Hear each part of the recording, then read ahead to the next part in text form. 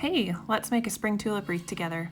What you're going to need is 10 bunches of small tulips, a 14-inch foam wreath, 8 yards of ribbon, scissors, string, a lighter, floral pins, and wire cutters, and hot glue gun.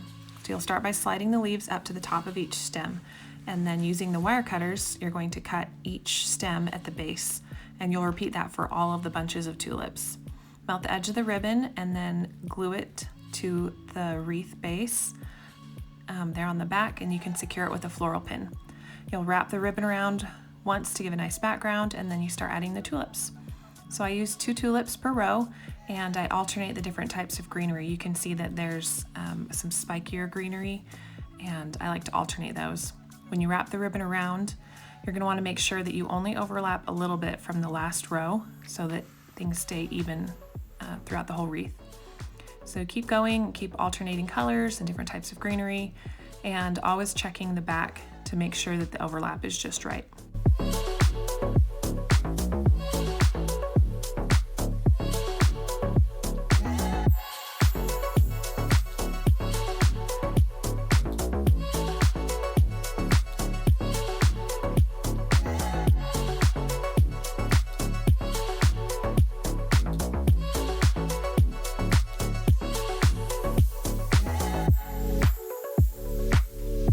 As you go along, sometimes the ribbon gets a little twisted up, and you just can put in a floral pin to kind of hold your spot and untwist it, and then keep going.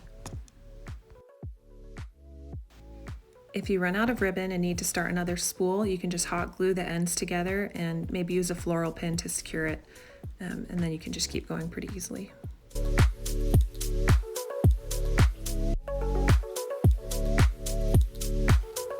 So as you start getting closer to the end, it starts getting a little bit harder to get the tulips to be in the right position.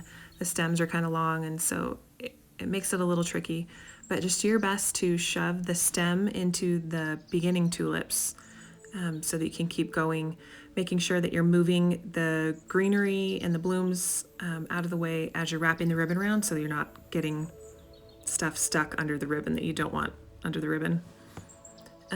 When you get to the very end, you carefully flip the wreath over and put a floral pin in so that it can secure everything.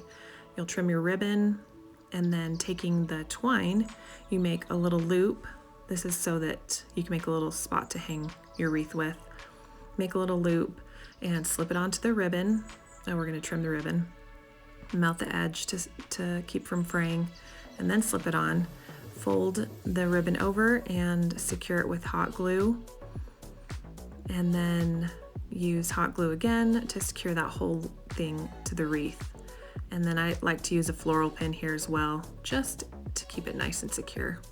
And voila, all done.